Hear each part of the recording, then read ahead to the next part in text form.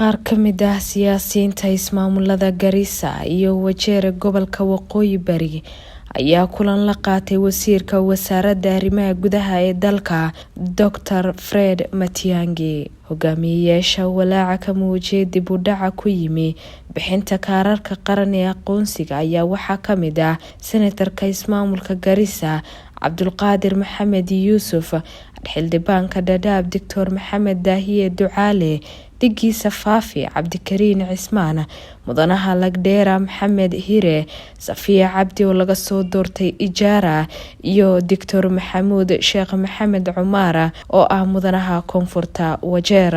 Madaxda ayaa xusay in kastoo sanadkii 2017 uu madaxweynaha dalka Uhuru Kenyatta amray in hanaanka hay'adda qaxootiga ee UNHCR laga saaro Kenyaanka iska diiwaan geliyay kadibna loo qaybiyo aqoonsiga qaran ilaa iyo hadda barnaamijkaasi aan la soo gabagabeyn.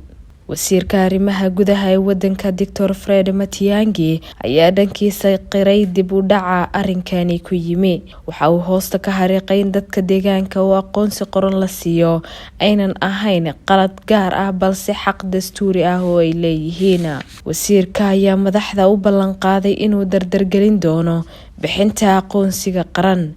Sidoo kale waxa uu sheegay in bisha koowaad ee sanadka soo socda uu tagi doono ismaamulka Garissa si uu u daahfuro qorshahani. Wasiirka ayaa xilligaasi dhanka kale si rasmi ah u howlgelin doono degmooyin heer ahaan sare loo qaadaya. Xildhibaanka deegaanka Dadaab Maxamed Daahiye Ducaale ayaa qoraal uu soo saaray ku sheegay inay sidoo kale wasiirka kala hadleen furitaanka xadka Kenya iyo Soomaaliya si loo fududeeyo dhaqdhaqaaqa ganacsiga.